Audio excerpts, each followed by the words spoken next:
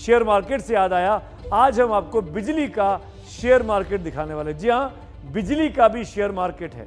जरूरत अगर ज्यादा है तो दाम बढ़ जाते हैं, जरूरत कम है तो दाम कम हो जाते हैं। ये बात मैं बिजली के उपलक्ष्य में कर रहा हूं, क्योंकि बात हम पावर एक्सचेंज की कर रहे हैं। एबीपी न्यूज की ये एक्सक्लूसिव रिपोर्ट देखिए, जो बताती है कि कहीं ये बिजली का क्राइसिस, ये जो कोयले की किल्लत है, कहीं जानबूझकर पैदा तो नहीं की गई। कभी कुछ ऐसी लगती थी शेयरों की बोली, अब शेयर बाजार डिजिटल हो गया है।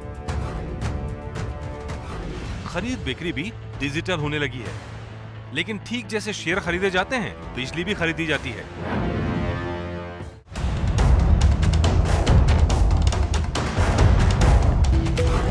भारत में इस वक्त 2 power exchange, Indian energy exchange और power exchange of India limited काम कर रहे हैं। यही होती है बिजली की खरीद फरोख्त।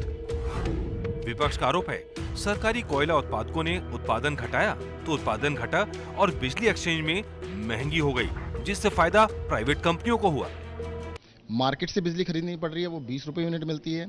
बहुत महंगी गैस, जो कि केंद्र सरकार ने अब कंट्रोल रेट की गैस देनी बंद कर दी है। दिल्ली को कोई गैस नहीं देती कंट्रोल रेट की। अब हमारे को 17 रुपये 25 पैसे यूनिट में गैस की यूनिट पड़ती है, गैस से बिजली पड़ती है, जिसके सारे लॉसेज, ट्रांसमिशन लॉस हम लगा के वो 22-23 रुपये पड़ती है।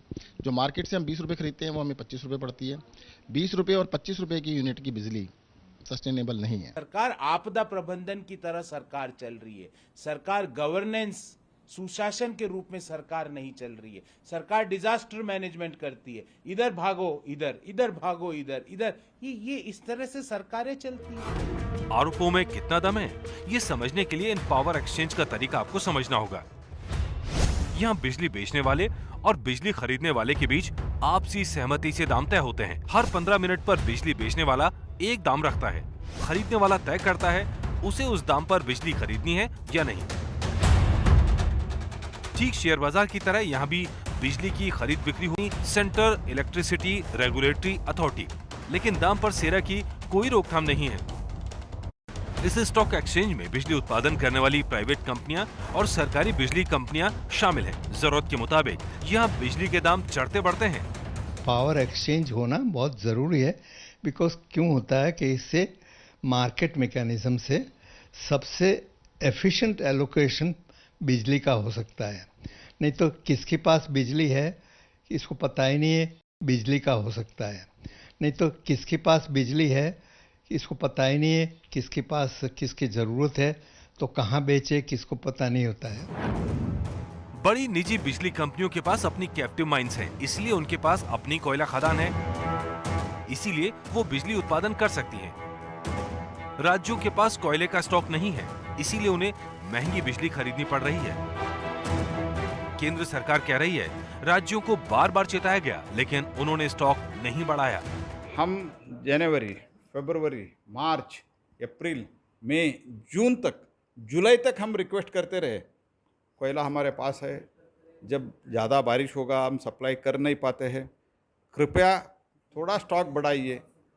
उन्हें नहीं लिया। हमने, it is on record, we have requested them to purchase the coal and build the stock. यानी कुल मिलाकर मामला आरोप प्रत्यारोप में अटक गया है। इन एक्सचेंज की स्थापना 15 साल पहले हुई ताकि मांग और आपूर्ति को समझा जा सके। बिजली संकट खत्म हो जाएगा और स्टॉक एक्सचेंज में बिजली के दाम अपने आप गिर जाएंगे।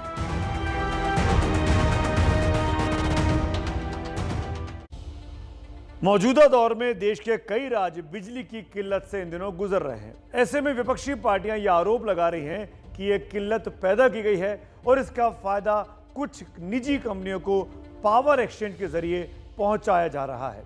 हम आपको ये समझाते हैं कि ये पावर एक्सचेंज होता क्या है और कैसे फायदा पहुंच सकता है। सीधे शब्दों में कहें तो पावर एक्सचेंज बिजली खरीदने बेचने का बाजार है। इस बाजार में बिजली मेगावाट और मिलियन यूनिट में बेची और खरीदी जाती है। अब सवाल यह है कि पावर एक्सचेंज में खरीद बिक्री करता कौन है। आपको बता दें कि यहां सिर्फ बिजली की डिस्ट्रीब्यूशन कंपनियां, पावर एक्सचेंज कंपनियां या फिर कोई बड़ी कंपनी ही खरीद बिक्री कर सकती है, आप और हम जैसे निजी व्यक्ति नहीं। देश में इस वक्त 2 पावर एक्सचेंज है। एक है इंडिया एनर्जी एक्सचेंज। देश में इस वक्त 2 पावर एक्सचेंज है। एक है इंडिया एनर्जी एक्सचेंज और दूसरा पावर एक्सचेंज है दूसरा पावर है एक्सचेंज इंडिया लिमिटेड। अब आपके मन में यह सवाल उठ रहा होगा कि जब सरकार बिजली सप्लाई करती है तो इस पावर एक्सचेंज की जरूरत क्या है। सबसे पहले यह समझिए कि बिजली खरीद में 3 तरह के समझौते किए जाते हैं। पहला होता है लॉन्ग टर्म यानी 25 साल तक का समझौता, दूसरा है मीडियम टर्म यानी 5 साल तक के समझौता, और तीसरा है शॉर्ट टर्म यानी 1 साल तक का समझौता। लेकिन कभी कभी हालात ऐसे बन जाते हैं कि बिजली इन समझौतों से पूरी तरीके से पूरी नहीं हो पाती, जैसा इस साल हम लोग देख रहे हैं। बिजली का कारोबार अपने देश में होता है। दरअसल पावर एक्सचेंज में राज्य सरकारें, डिस्ट्रीब्यूशन कंपनियां और बिजली बनाने वाली निजी कंपनियां शामिल हैं। उत्पादन ज्यादा होने पर यह अपनी सरप्लस बिजली एक्सचेंज को दे देती है। जरूरत पड़ने पर यही उसे एक्सचेंज से खरीद भी लेती हैं। यह पूरी प्रक्रिया डिमांड और सप्लाई पर निर्भर करती है।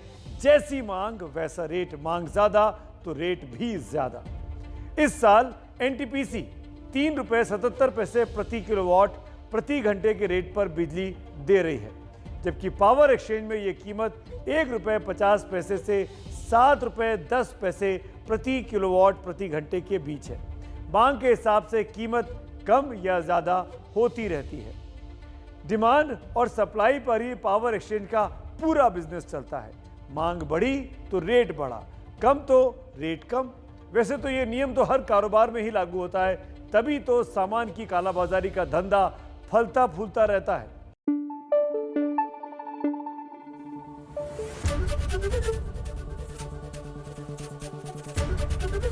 एबीपी न्यूज आपको रखे आगे।